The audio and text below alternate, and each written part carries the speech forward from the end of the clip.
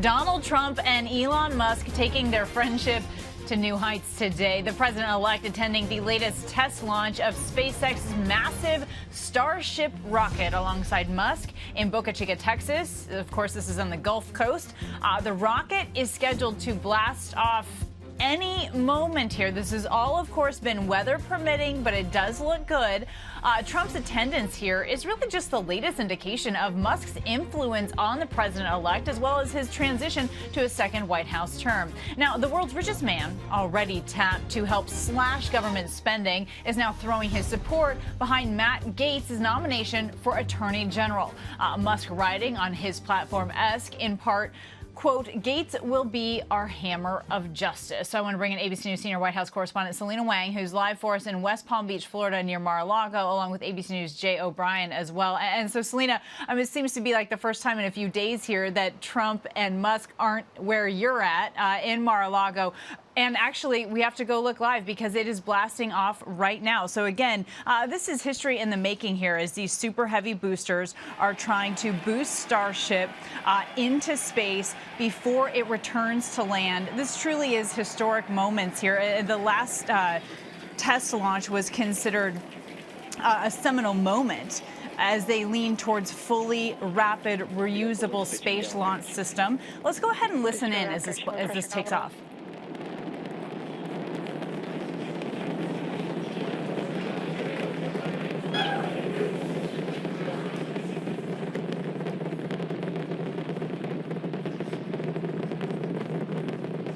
Booster and ship, avionics, power, and telemetry nominal. Ingram, he is a space industry expert who can help explain to us exactly what we're seeing here as we, again, are watching the Super Heavy booster successfully launch the Starship into space here. And so, Eric, as you're watching this, they have several things here planned again in this test flight. What are you thinking right now? Hey, thank you for having me. So far so good. Clearing the pad is always a great moment and, very difficult accomplishment. And then at this point in the mission, the thing you want to get through is max Q, or the maximum dynamic pressure on the or on the vehicle, which is where they have the most forces acting on the vehicle. So assuming they get through that, that is one of the more complicated parts of flight that happens at the beginning. And then stage separation, and then, the fun of the return and the flight of the two separate vehicles. But so far, things are looking all right. Okay, so stage separation, as you mentioned here, they anticipate that happens 2 minutes and 39 seconds into this flight here. I can't quite see how long it's been in the air because of our graphic, but as you mentioned here, it does appear all systems good. Let's go ahead and listen in real quickly. Just about 30 seconds away from hot staging.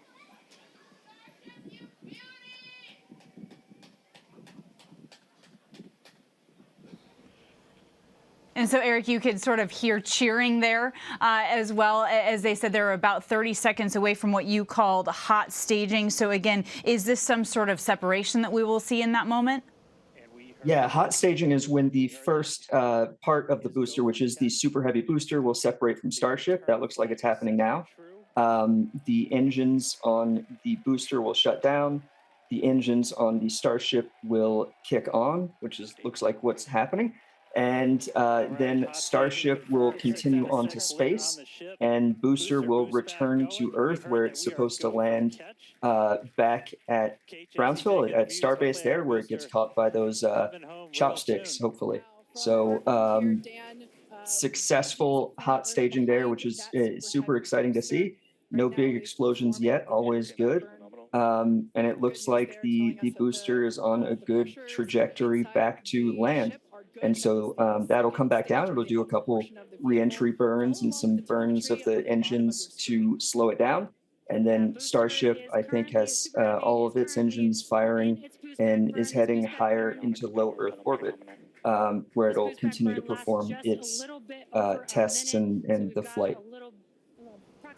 And so we're, So we're about 3 minutes and 40 seconds into this test flight here, Eric, and their anticipated timetable here was about 7 minutes before the Super Heavy boosters would essentially land and be caught again by those chopstick arms, as you described. And it's our understanding here, Eric, that part of this flight, which I believe is the 5th flight test, is their big effort here to assess some of these secondary thermal protection materials and how that would enable, both hardware and software in the future? Yeah, Kana, there are a lot of things that they're testing, like the increased heat shield durability, different positioning of tiles, different types of tiles to help it survive reentry better. They're also going to attempt to reignite the Starship's engines in space, which they were going to try a few tests ago, but that was not a successful test, so they weren't able to. And that will allow it to stress the vehicle even more and show that the engines work in a relight situation in the vacuum of space, which is very different than on Earth. And that will also give them a slightly different trajectory or route when it returns to Earth and is supposed to soft land in the Indian Ocean. So it'll go around the Earth about 3/4 of the way. It'll re-enter going through the atmosphere. We'll see all of the plasma and heat building up around the Starship, and then it will turn vertical, turn the engines on, and land, or land very softly just above the surface of the Indian Ocean before dropping in.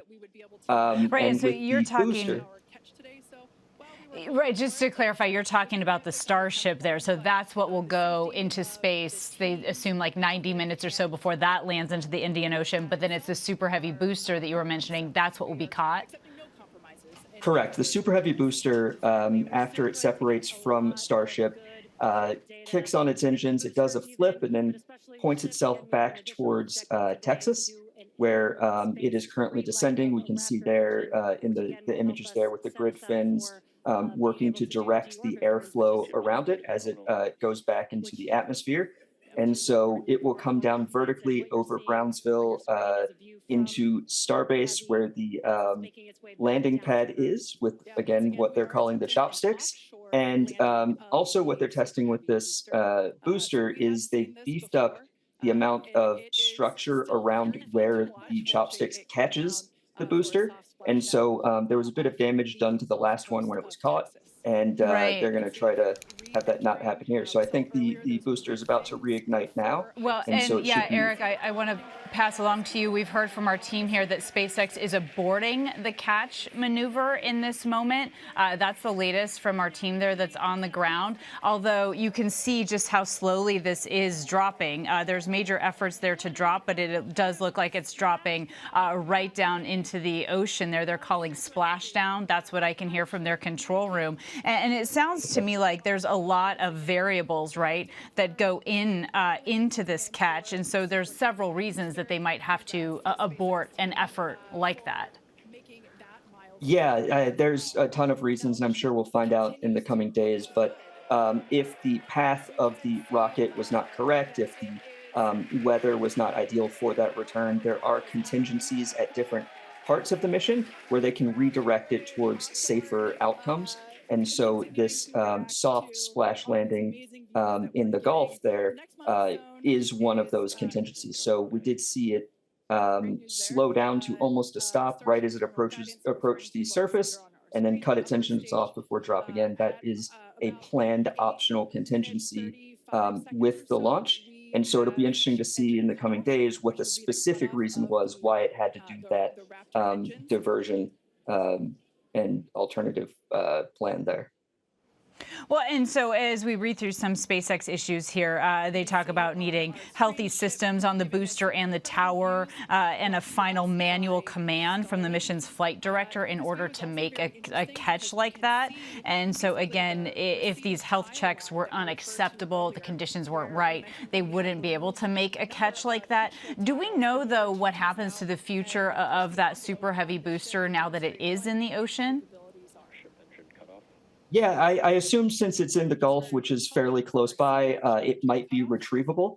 And so, there is a possibility that SpaceX will take its various watercraft out to try to retrieve it and see if they can piece together what happened. And also, there's a chance some of it might still be usable. So knowing SpaceX, they will try to reuse whatever they can.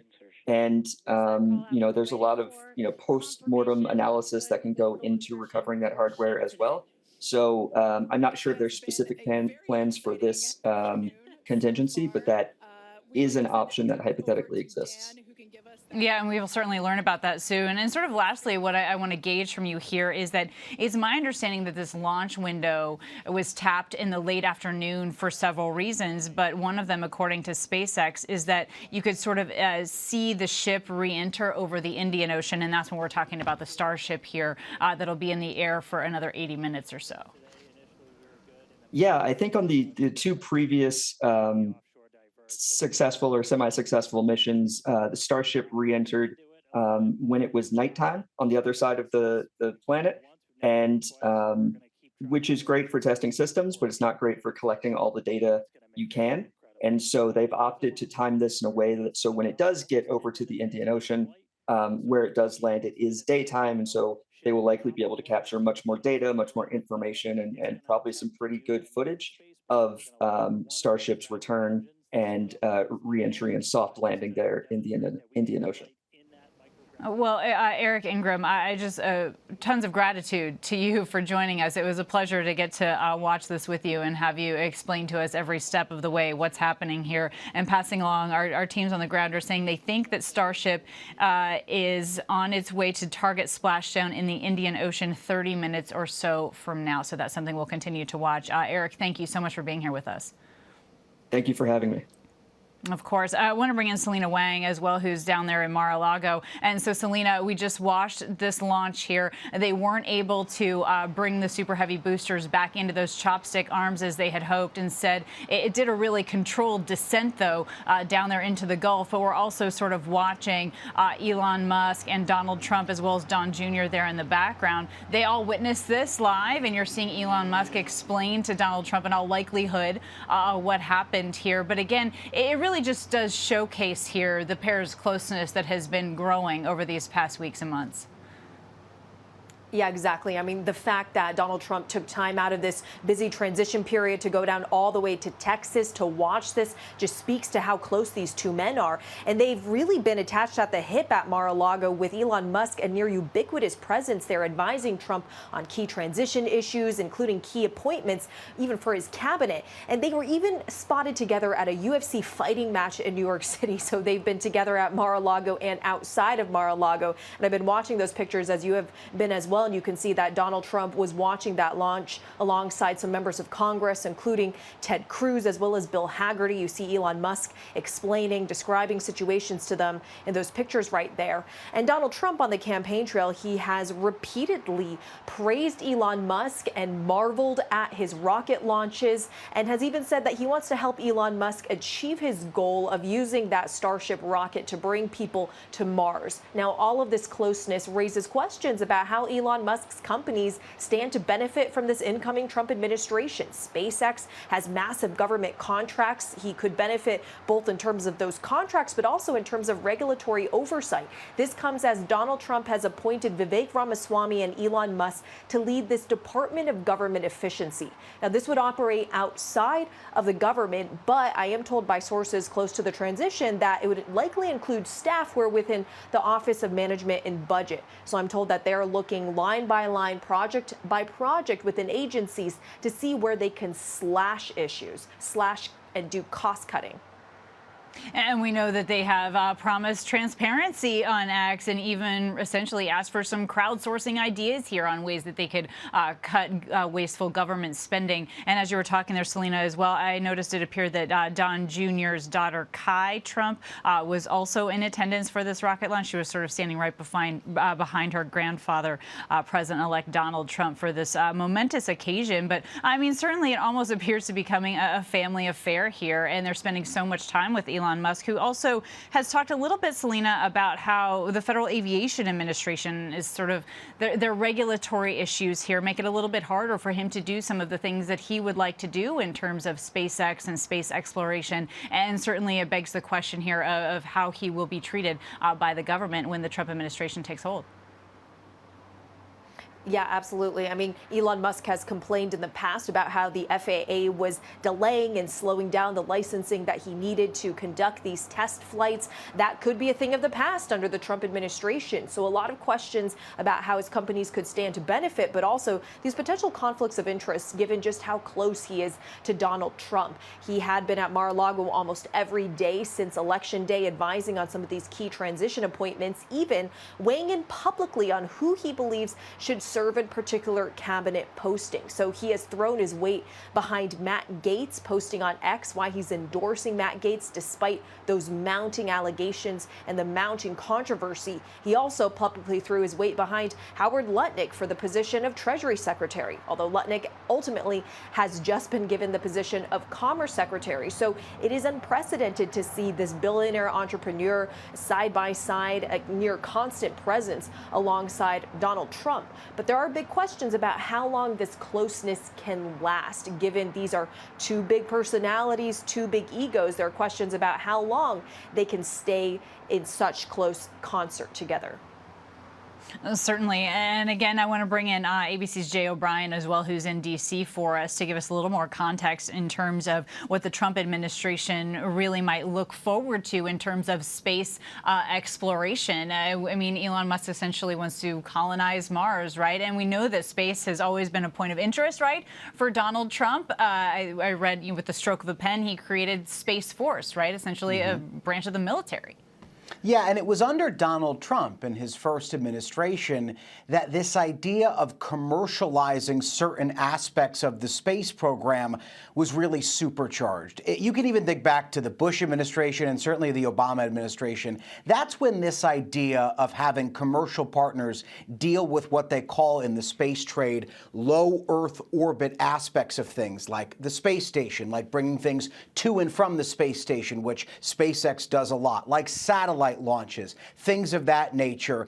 It was in Bush and Obama where the idea became, okay, let's maybe staff this out to government contractors and NASA focus on beyond that low Earth orbit, into the moon, into Mars, etc. But it's under the Trump administration that a lot of that took very serious shape and again was supercharged. And Elon Musk knows this. And there are things that Elon Musk wants, by the way, out of the federal government that he might believe he can get out of Donald Trump. For instance, some FAA restrictions that he believes are hampering SpaceX's ability, as Selena just noted. He may want some of those gone. We've seen him mention that. We've also seen him be very clear about his vision here. He wants Earth to be an interplanetary species. And he believes, and he's correct in this belief, that this notion of reusable rockets and making them as reusable as possible at a high frequency, which is what they're testing here, a rocket that's being able to be caught, that's reusable. He believes that that leads to an interplanetary kind of lifestyle. And the thought is that the Trump administration could surge production of that or bring it even closer than Elon Musk has ever dreamed. Certainly an ambitious plan there. Selena and Jay, our thanks to both of you for being here with us.